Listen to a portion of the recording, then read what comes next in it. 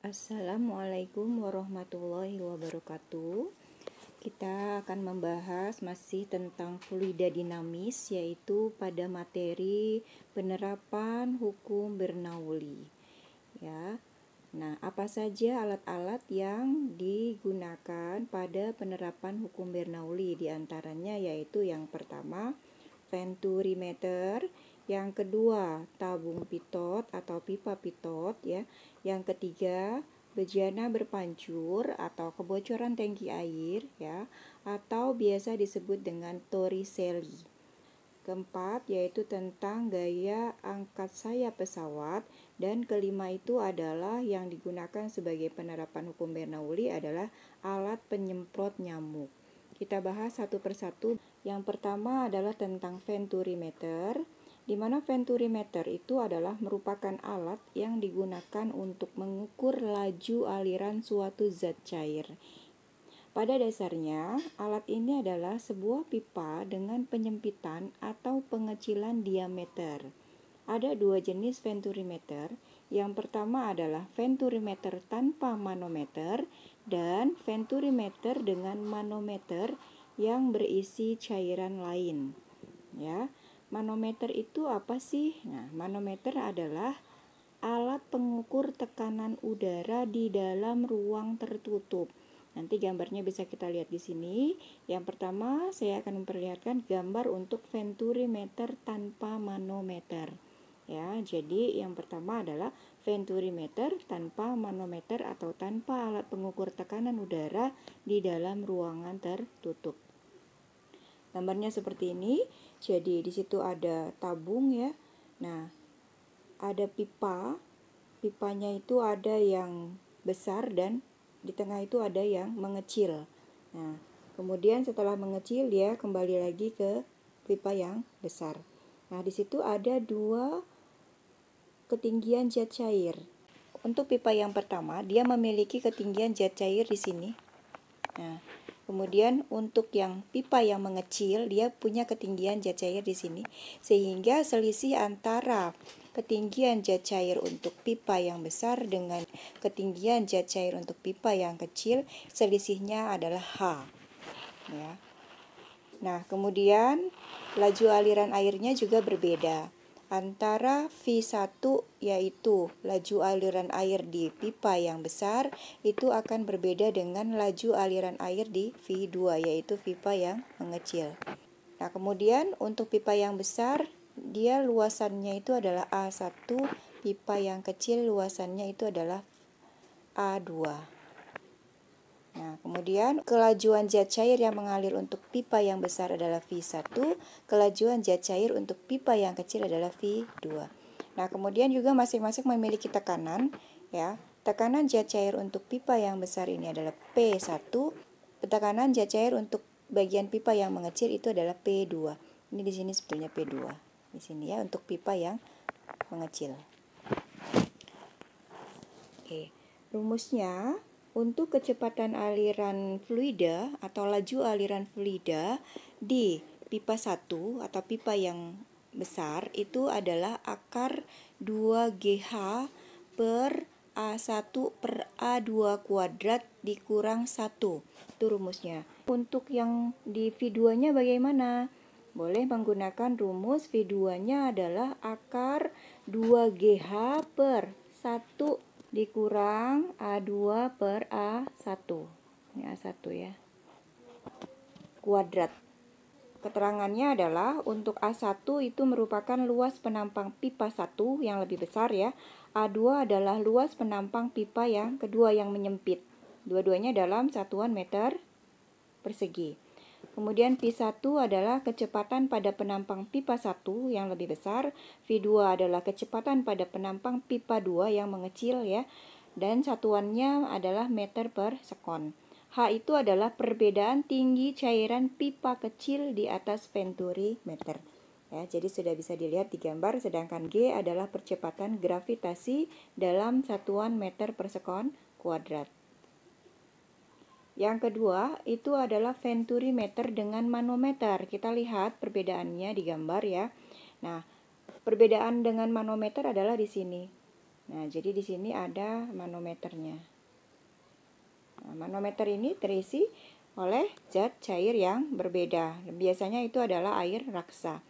Nah, kita lihat untuk venturimeter dengan manometer, V1-nya itu adalah kecepatan laju aliran di pipa yang pertama itu adalah akar 2GH dikalikan rho air raksa dikurang rho fluida. Ya, rho itu adalah massa jenis dibagi rho fluida dikalikan A1 per A2 pangkat 2 dikurang 1. Nah, untuk yang laju aliran untuk pipa 2 adalah akar 2GH dikalikan massa jenis air raksa dikurang massa jenis fluida dibagi massa jenis fluida dikali 1 min A2 per A1 pangkat 2. Di mana A1 itu adalah luas penampang pipa 1, yang A2 adalah luas penampang pipa 2, yang bagian mengecil. V1 adalah kecepatan aliran pada penampang pipa 1, V2 kecepatan aliran pada penampang pipa 2, H adalah perbedaan tinggi cairan pipa kecil di atas venturimeter. G adalah percepatan gravitasi, rho Hg itu adalah massa jenis air raksa. Rho F itu adalah massa jenis fluidanya. Efek Venturi. Apa itu efek Venturi? Bisa dilihat di gambar ya. Efek Venturi terjadi pada fluida yang mengalir melalui sebuah pipa yang menyempit ya. Jadi di gambar itu ada pipa yang membesar, kemudian dia di tengah menyempit, kemudian kembali lagi membesar. Lalu melebar lagi ya pada ketinggian yang sama.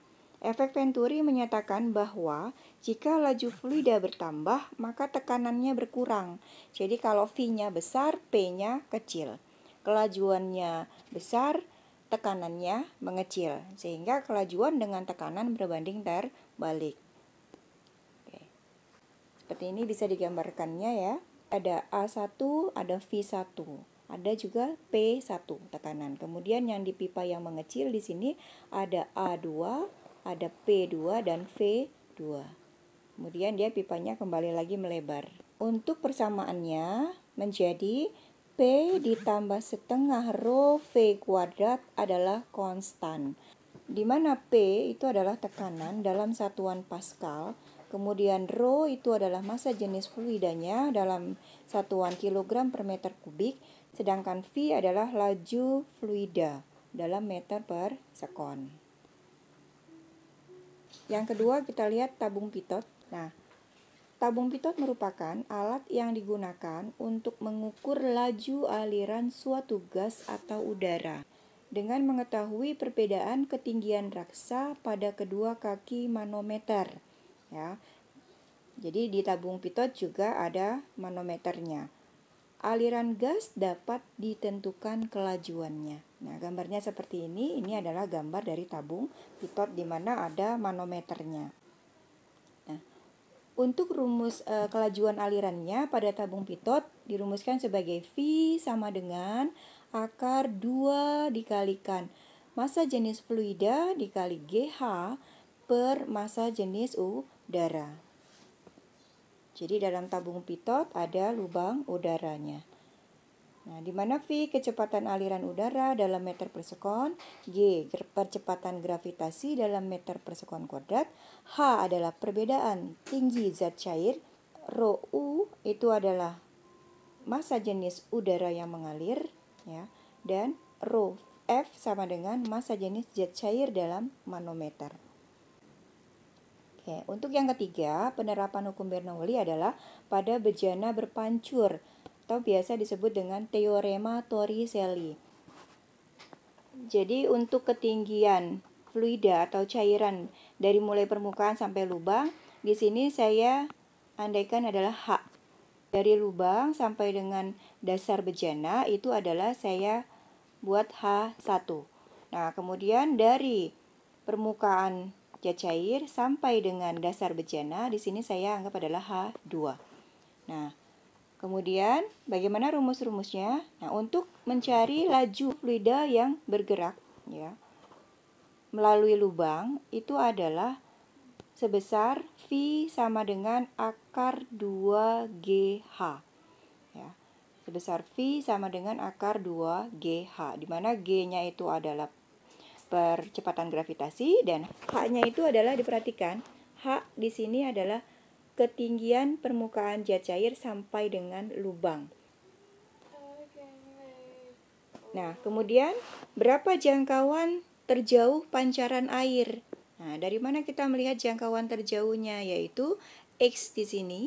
Nah, yang kita lihat dari lubang sampai dengan cairan yang jatuh itu adalah X, yaitu jangkauan terjauh pancaran air, di mana dirumuskan dengan X sama dengan 2 dikalikan akar H dikali H1. Atau kalian kalau menemukan rumus sebesar 2 kali akar H1 kali H2 boleh saja. Tapi kalian menentukan H1-nya berarti dari permukaan ke lubang dan H2-nya adalah lubang ke dasar bejana. Nah, karena saya tadi mengandaikannya adalah dari permukaan sampai lubang itu adalah H, kemudian dari lubang sampai dasar bejana adalah H1, maka di sini rumusnya menjadi X sama dengan 2 kalikan akar H kali H1. Ya, jadi sama saja. Nah, kemudian untuk waktu pancaran airnya mencapai tanah itu adalah T, di mana T itu dirumuskan sebagai akar 2H2 min H per G. Atau lebih sederhananya adalah waktu pancaran air mencapai tanah itu sebesar akar 2H1 per G. Ya, kenapa di sini saya sebut dengan H1? Ya, karena H di sini yang dipakai adalah jarak dari lubang ke dasar bejana. Adalah H1 yang di sini dipakainya. Ya. Nah, jadi diingat H yang digunakan untuk mencari waktu pancaran air mencapai tanah itu adalah H yang dari lubang sampai dasar bejana. Ya. Oke. Nah, di sini keterangannya di mana V itu adalah kecepatan semburan air ya. Kemudian H adalah ketinggian air dari permukaan ke lubang. H1 di situ adalah ketinggian air dari lubang ke dasar bejana. H2-nya di situ adalah saya tetapkan sebagai ketinggian air dari permukaan ke dasar bejana. Nah, X itu adalah jarak jangkauan terjauh dari aliran fluida. Kemudian T adalah selang waktu zat cair menuju jarak jangkauan terjauh. Dan G adalah percepatan gravitasi. Di situ sudah ada masing-masing ya satuannya. Kemudian, alat apa lagi yang digunakan sebagai penerapan hukum Bernoulli? Yaitu yang keempat adalah gaya angkat sayap pesawat. Nah, pesawat terbang itu dapat terangkat ke udara karena kelajuan udara yang melalui sayap pesawat bagian sisi atas lebih besar daripada bagian sisi bawah. Dirumuskan sebagai F1 dikurang F2 sama dengan P1 dikurang P2, ini jangan lupa dikurung ya, dikalikan A. Atau F1 dikurang F2, karena tekanan itu adalah kita pakai Bernoulli ya. Jadi selisih tekanan itu dalam rumus-rumus sebelumnya yang sudah kita bahas itu adalah boleh sebagai setengah rho V2 kuadrat dikurang V1 kuadrat dikalikan A. Oke. Nah, jadi seperti itu ya. Nah, di sini kita bisa lihat sebagai sayap pesawat. Nah, kalau dia supaya pesawatnya terangkat ya, supaya dia pesawatnya naik, maka untuk V di atas ya, aliran udara di atas harus lebih besar dibanding kelajuan udara di bawah. Tapi untuk tekanan di atas, P di atas, harus lebih kecil daripada tekanan udara di bawah sayap. Tetapi kalau untuk pesawatnya menurun, maka dibalik V-nya, kelajuan udaranya di atas itu harus lebih kecil dari kelajuan udara di bawah sayap. Ya, di bawah sayap. Tetapi tekanan di atas itu harus lebih besar daripada tekanan di bawah sayap pesawat. Ya, itu untuk kalau dia pesawatnya turun. Kita lihat keterangannya. F1 sebagai gaya pada bagian bawah sayap, F2 gaya pada bagian atas sayap, Rho adalah massa jenis udara, V1 kelajuan udara bagian bawah sayap, V2 kelajuan udara bagian atas sayap, ya.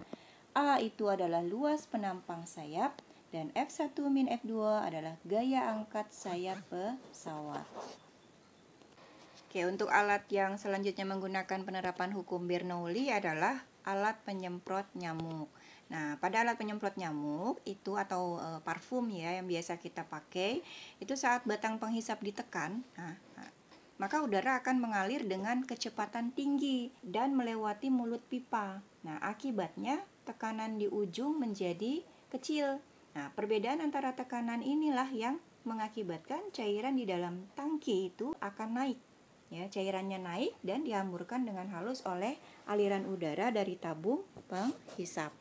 Nah, seperti ini gambarnya, ya. Oke, untuk alat yang menggunakan penerapan hukum Bernoulli sampai di situ dulu. Nah, kemudian nanti next kita akan membahas tentang contoh-contoh soal untuk alat-alat yang menggunakan penerapan hukum Bernoulli. Ya, assalamualaikum warahmatullahi wabarakatuh.